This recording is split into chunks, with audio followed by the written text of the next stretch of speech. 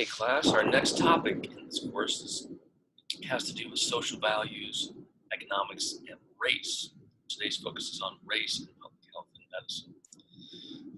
As you know from the assignments, we have and have had significant disparities in all manner of health metrics. And one of the big ones for a long time continues is the disparities and differences in U.S. life expectancy. And you can see on this slide, Asian Americans actually have the highest average. Latinos are second. Whites are in the middle with a lot of variation, of course, within each one. Native Americans and African Americans have lagged behind since records were kept. Now, that's bad. There has been some, if you look at the trends over the last 100 years, that massive disparity in life expectancy, the gap between blacks and whites has been coming down and coming down and coming down, especially in women. It's almost gone. Now, that's great. With COVID-19, I expect that this disparity this will not close, because the most recent data from who's gotten COVID-19 and who's died from it has been disproportionately among populations and communities of color, especially African Americans. Again, you can just see life expectancy at birth back in 2005, 2016. Disparities across the board always have been, they've always existed by sex and by race. Interestingly, Hispanic women have the lowest death rate overall per capita compared to the overall averages, and even whites. So there's just a tremendous amount of disparity and variation between different races, ethnicities, and of course, socioeconomic class in the United States. So we're doing better in terms of narrowing those disparities somewhat, but overall, you can see the United States has begun to just plateau, and other countries, their life expectancy is continuing to climb, even though actually, if you look at them, they all kind of dipping down a little bit recently. So we're not the only ones, but they left us behind in the 1990s. We've been lagging behind most of our OECD country colleagues and peers. We spend all this money, so much money on healthcare. We do have so much wealth. We have a lot of disparity of wealth. But look at our, if this is the Olympics or any competition, we are lagging behind. Now, let me just start this discussion about race and healthcare and health disparities with just the awkward reality that we need to talk about these issues. And COVID-19 has shown us that we really need to talk about racial health disparities. At the same time, it's hard to talk about race in this country. Harder for some than others.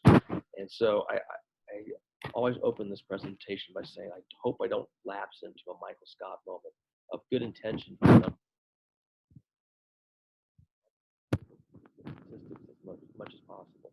This is the gap I was telling you about, just the cavernous gap in life expectancy for white and black. That's of course worse than the next country. Slavery there. And look at, and that is a 30-year. I mean, it's almost two lifetimes. And then it's begun to narrow over time. It's still a gap, but nothing like it. And this is just an interesting twist on the sort of flatlining of all white life expectancy, all white men. The death of despair that has taken off in the last decade. First among middle-aged whites, but now it's others. Part of this gap closing isn't that the minority population, African American population, is significantly better than a big chunk of the white population is dying early. That moves the needle, closes that gap. So it's good if the gap's closing, but it's not a good use for it. It's closing, but there are still significantly large racial health disparities.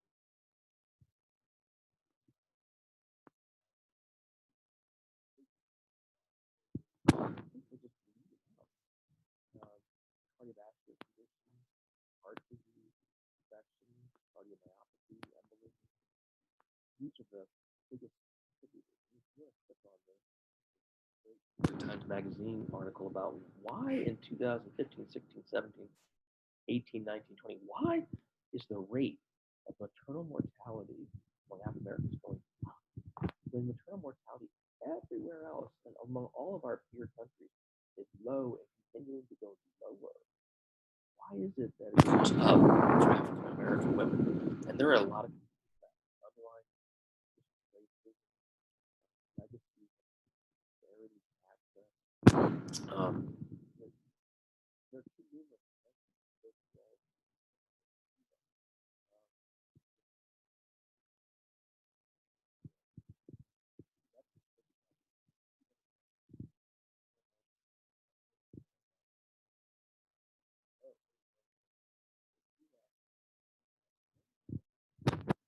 Should be the embarrassment from that should galvanize us. David Williams, as you saw in his TED talk, goes through different subtle factors of how racism takes a toll on individual health. And then individuals make up collective communities, and that's why there are these racial disparities.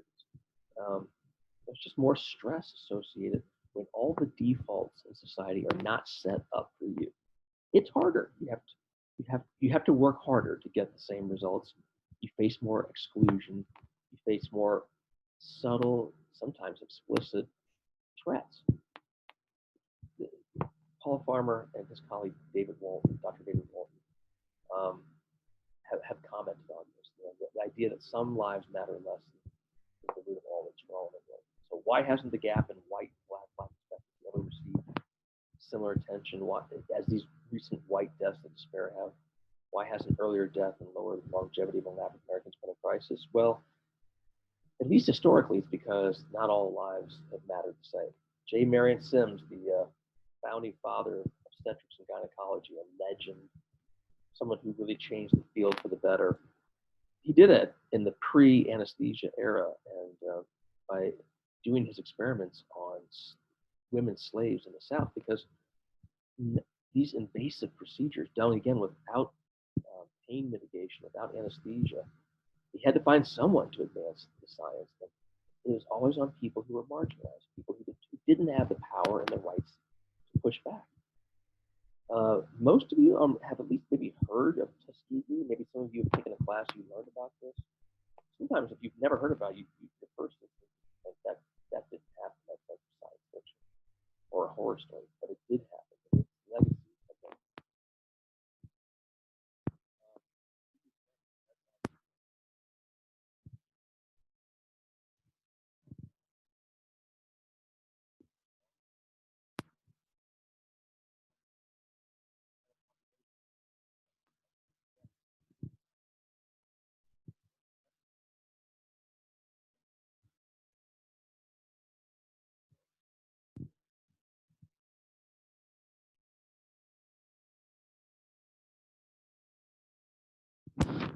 You have syphilis, we want to treat you and enroll you in a study. If you learn to do that, not only will give you free health care, a lot of them find that opportunities or ways to access health care. They would get free and others. Just look at this.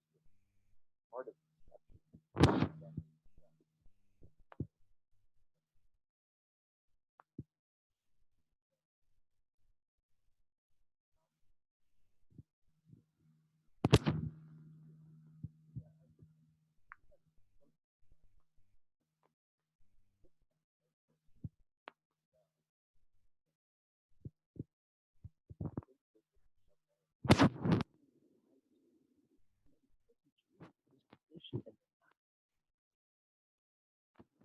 and scandal came to light in the 1970s. Medical article, medical film.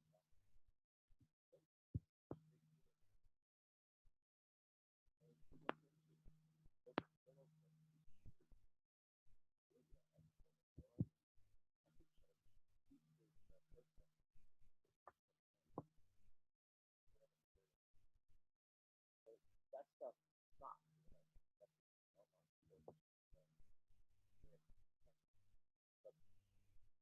Good. there to be an apology. And so the Belmont Report came out in 1972 that shut that kind of stuff down. I just want to give you a real quick view of this, this apology.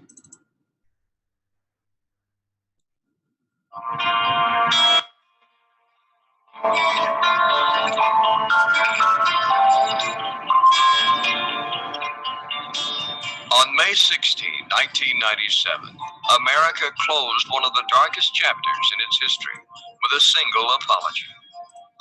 President Clinton made the formal apology on behalf of the federal government. The project denied treatment to men with syphilis, and the president says their lives were trampled on. Carter Howard and Frederick Moss, Charlie Pollard and Fred Simmons, and Herman Shaw at the White House to hear words overdue. To the survivors, to the wives and family members, the children and the grandchildren, I say what you know. No power on earth can give you back the lives lost, the pain suffered, the years of internal torment and anguish. What was done cannot be undone, but we can end the silence. We can stop turning our heads away. We can look at you in the eye and finally say, on behalf of the American people, what the United States government did was shameful, and I am sorry.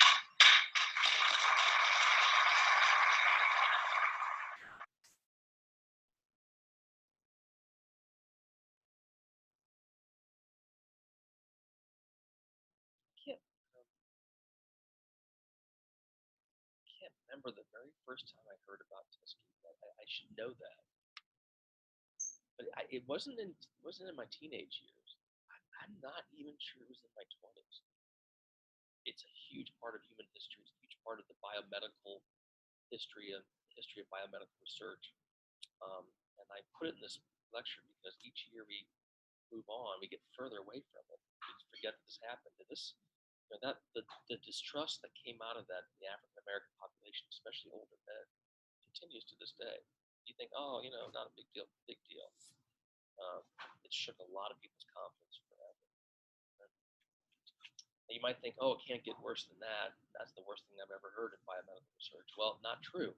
Some of the researchers who were involved in the Tuskegee experiment, also did an experiment in Guatemala where, unlike Tuskegee, where the men had contracted syphilis, in Guatemala they wanted to test the penicillin, but they had to get people sick with syphilis. So in this instance, researchers from Johns Hopkins would go into mental asylums and orphanages, but they would into places of the most marginalized of Guatemalan citizens, and sometimes just inject them with it and then treat them with syphilis.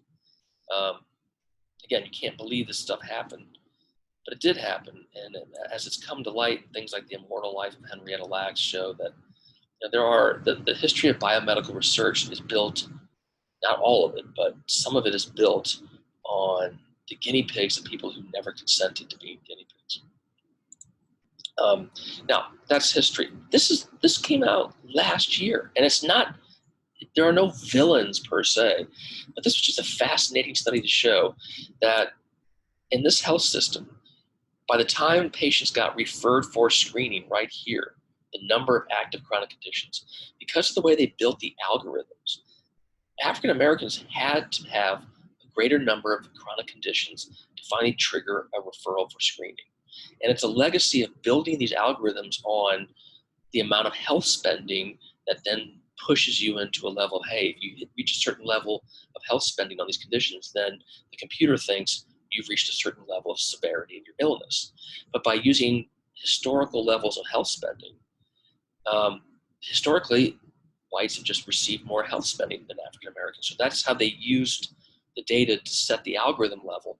Well, you just have to be sicker in this health system as an African American to get to the point where you get referred for screening and defaulted into a program and see a specialist. And it's all these conditions where you just have to get sicker before the system kicks you into a referral, into a screening, and access to a specialist. It's a very different form of racism and bigotry in healthcare. Unlike the Tuskegee thing that was malicious and intentional. This is an algorithm based on data, but the data has always had disparities. The differences in health spending have always been there by race. And so if you use that to build the algorithm, you keep the disparities going. This is you can't get a more vivid illustration of disparities and how disparities in access, disparities in treatment, that then result in disparities in outcomes. And this is just the article, you can read all about it. Black patients with the highest risk scores had higher numbers of serious chronic conditions than white patients. And that's what it took to get to the next level of treatment. You're also, of course, seeing right now the most recent disparities that are getting a lot of attention have to do with COVID-19. And the populations it's hitting the hardest, who's contracting it the most, and who's dying the most, are African Americans. And there are counties and there are cities whereby the rate of African Americans contracting and dying of COVID is double or triple their proportion of the population. Why is that? And the first instinct is you can look at all the differences over here. Why is that happening? What are the underlying factors? And this is an article you can click on. Top immunologist in Nashville says that, as you would expect, it's very complicated. You have people who, it has to do with all the different factors that lead to disparities. People who have high-paying, prestigious jobs oftentimes can do those from home electronically. I'm recording this lecture, and I am working from home. I can do this 7 days a week. I don't ever have to leave my house, and I can do my job. But I can't do my job, and I can't do it without some people delivering things that we need, like food and other items. Those people can't stay at home. By definition, they're essential workers. They have to leave the safety of their home to work in the workforce. The more they do that, of course, the more they run the risk of being exposed, a risk that I have actually very little exposure to. Also, if you don't have tons of affluence, if you're not solidly middle class, sometimes you have to do more intergenerational housing to accommodate people's housing needs. That means in many African American populations and Latino populations and households, you have multiple generations in one dwelling. And that means younger people who are out and about doing what they have to do. They have to go out and work, come back, and they can bring the virus with them, and there's older people in the house. Here, in our house, my wife and I are the two oldest people. There are no grandparents. There are just the kids, and we don't leave the house. My wife's working from home. I'm working from home. So we can keep the virus at bay and protect ourselves. But other populations that don't have that luxury and privilege have to go out and work, have to drive buses, have to deliver goods, have to be part of the meat supply, the food production, and the delivery. They're constantly running the risk of exposure. And there you go. There's the death rate ever since it took off in March. And there's the African American death rate, the rest of the country. Another disparity. Doesn't shock anybody, but then you see it. And it's interesting to note, it's not just in the United States. Coronavirus is killing Black Britons at twice the rate of whites. So these disparities are not the unique possession or symptom of the United States. And that's for patients, that's for individuals who receive or become part of the health disparity statistics. Disparities can go the other way. It can be the way that clinicians of color are treated. And you can see, and there's many stories of patients saying, I don't want to be treated by a person of this race or of this ethnicity. It happens to all clinicians. You can read these stories about across the country not wanting to have an African American or Middle Eastern or an Asian clinician. And you might think, oh my goodness, this is 2020. That no hospital would ever put up with that. Yes, they would, and you'd be surprised about why they would. You might think you couldn't do that in a restaurant. You couldn't do that at the university. Oh, I won't have a white professor. Professor Mays can't teach me. It wouldn't be accepted. But if you're a patient, at the end of the day, you have autonomy about what care you get from whom. And if you refuse care, that's your right. You may have to leave. They may not be treated. But a lot of hospitals will also accommodate that, not because they think it's the right thing to do. They just want to spare their clinicians the trauma of dealing with a racist patient who's going to cause them distress. This is a whole article about how to deal with those racist requests for care. You'll see these signs occasionally in healthcare systems. Now, those are individual forms of racism. The health disparities that we're talking about, disparities in life expectancy, higher rates of death from COVID-19, that's a function of underlying differences, structural, institutional, long-running differences in access to resources and opportunities. And this is just an interesting graph to show that if you take the entire population and you split it up, white and black, and then you split it up into 5 quintiles, the wealthiest, the rich, upper middle class, working, lower middle class, poor. And then within each of those 5 quintiles, average white wealth and black wealth in each of those quintiles. In every single one of them, the gap never closes. The disparity exists at every level of income. Rich whites and blacks, there's a difference. Upper middle class, whites and blacks, there's a difference. Every one of the quintiles has a persistent and never closing gap. You can see it again, just the persistent gap since the 1970s of wealth by race. And you might think, well, education will close that. Everybody who's post-college gets paid about the same. Not true. People who've gone to college, you might think college equalizes everything. Things aren't equal in college, and just because you go to college, which is good, if you have the opportunity, college always helps your income. It does help your income regardless of who you are, but it doesn't close the gap in wealth or income. And the disparities that we've been talking about have been big for a while, and they've been bigger in recent years. The single biggest reason why there is a long-running gap in wealth between races there are different factors. It comes down to one big one, and that's traditional historical rates of home ownership, because the home I'm sitting in is by far the thing that's most valuable financially in my life. It takes the longest to pay off with a mortgage, but once it's done, it appreciates in value. Most things like cars and everything else depreciate, so each year they go down. If you keep your house up, it appreciates in value. And historically, this difference in wealth gaps is explained by housing management, home ownership rates by race. And this is a whole separate class, but after the Great Depression, the federal government stepped in to back mortgages to guarantee them at lower rates. But they went into every city, and the term is redlining. They would say, these are parts of the town that we will provide low-cost mortgages. They tend to be white. These are the African-American minority populations where their houses aren't, and we're not going to back those mortgages. And so it just became easier after World War II for some parts of our population that are white to own homes. And then when you own a home and you pass that on in your inheritance, is usually the most valuable thing you pass on. It's worth $200,000 on average. So you're passing on $200,000. African American and Hispanic populations tend to rent more.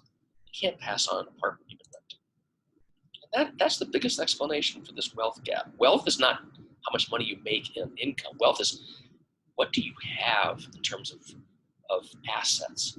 And again, your home being the big one. That explains this cavernous gap in median family wealth by race. Right? Between Hispanics and whites, African American and whites. It's this thing that explains that this $100,000 of difference is a home. And that's why average family liquid retirement savings are much higher for whites than African Americans and Hispanics. These disparities in income factor into disparities in health and health outcomes. I remember seeing this 12 years after starting college, white men have paid off 44% of their student loans, while black women owe 13% more. Complicated, dynamic, but for a lot of African Americans, they may be the first person in their family to go to college, and then they become the most successful person, and they don't have other people that can just write checks or write off their debt or give them big gifts, and oftentimes they need help too, and so it takes longer for African American college graduates to pay off their debts, and the longer it takes to pay off debts, the longer it takes to build up wealth, and the longer it takes to build up wealth, the less you have of it. So conversely, you have less wealth. What you have more of is student loan debt, disparities in student loan debt, disparities in health outcomes, disparities in access. And you might think, oh, it's just, family structure explains all that. It doesn't. You can go through this table, this graph, and see that, even double income earners, or if you're a single white woman or single black, family structure does not make this go away. It doesn't. It's also, other disparities that affect stress and trauma and anxiety for African Americans. It's just a generalized sense of danger, which I think for a lot of white people, myself included, it's almost impossible for us to relate to. Because if you're in the majority population, all the defaults are set for you. But if you're not, then you always notice that you're the one or two students in class who's not wired. You're the ones that look different. If you're in neighborhoods moving from one part of town to the next, you don't just blend in. People, if you're white in most areas, you just go from one spot to the next. You don't even think, you never think about it. But it's a luxury that African Americans and others do not have. And then it's not even just driving. It's not that African Americans get pulled over more. They do. Most recently, just jogging can be dangerous in parts of this country. I remember seeing this incident. The first thing that jumped in my mind was the movie Get Out, thinking, oh my gosh, the movie has actually come to life. Here's more subtle. We have two dominant political parties. I used to work more in Republican circles. I now tend to work, to the extent that I work with any party now, I tend to work more with Democrats, just because Democrats are more into healthcare. But I remember when I got my start in healthcare policy, it was as an intern for a senator from Missouri who happened to be Republican. Never thought about it for a second. But this is the Paul Ryan 2016 Republican House Congress interns. And he just took a selfie, and this went viral the minute he posted it, because you're like, wow, there are two political parties that hold all the power in this country. Two. There's only two, Democrats and Republicans. And if you're a person of color and you're looking in this picture, you're thinking, I don't know if of one of the two parties, I have a real shot at getting into these rooms of power. The day after this photo, Democrats took a similar photo of Democratic interns on Congress, and it's, just looking at it quickly, this looks a bit more like a cross-section of the United States. So if you're African American or if you're a person of color, Democrats clearly have some room for you, but that's only one of the two parties. Trump White House interns 2018. There's one African American here. I actually think I know him if he's the person I'm thinking, but maybe not. I think he's the only person, right? Contrast that with Obama White House interns in 2012. 2018 big election, midterm election, and these were the Republican members elect, Republicans who won office, and Democrats who won office. And I'm not trying to be hyper partisan or political. I'm just saying and showing that we have two political parties in this country, two, and they have been there since the 1900s in their current form. And one has opportunities for people of different races and ethnicities, and one visually does not look like there are a lot of opportunities. And those opportunities are access to power, and power is access to resources. And so why is America losing the health race, as you read? Well, the single biggest factor is we just have higher rates of poverty. Poverty explains why, and our poverty tends to be not solely, but more concentrated, as I showed you in the graphs, in communities of color. Now, is there white poverty? There is. There's definitely white poverty. But if you look at huge categories, there's even more of it concentrated in communities of color. You can click on this great TED Talk on the subtle but profound impact of trauma and adverse childhood experiences that come from trauma and stress in all communities, but in areas where there's more poverty and there's more stress, which happen to be, in many instances, communities of color, those have lifetime consequences. The more exposure you have to trauma as a child, the more likely you are to develop heart disease, cancer, and have mental health problems later in life. Which means we need to have more of an upstream intervention. This is another great TED Talk if you have a chance at some point. That our system says a person gets sick, comes in, you treat the symptoms, you send them back out to where they come from. That's the way our system tends to work. An upstream approach says, well, in addition to the symptoms, what's your house like? What's your family environment like? What's your food situation? What's your economic situation? Because somewhere in that constellation, odds are there are things that are actually driving this physical condition that if you can at least address those, you might really get at the underlying root cause of the downstream medical condition. Interesting study from Stanford that says, based on the history of Tuskegee, the levels of distrust, sometimes it can be really helpful if you want patients to be compliant with a health regimen. If they look at you and they can relate and say, yeah, I just have a higher level of trust because you know what I've faced.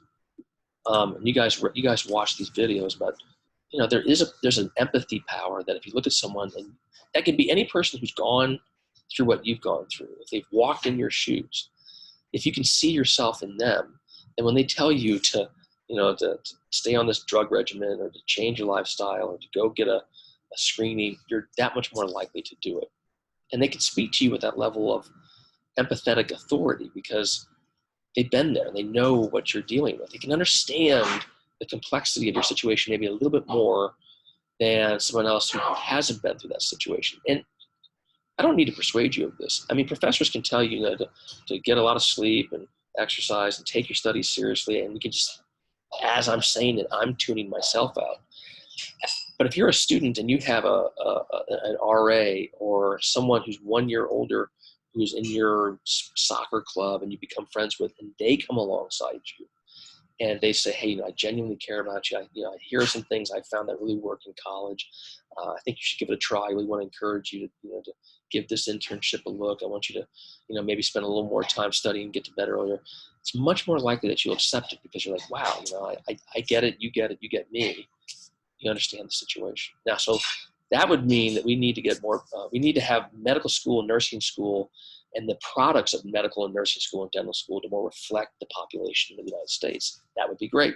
That would be helpful. That would be more just. The thing that stands in the way of that, and I know that some of you who are watching this will be like, oh my gosh, yes.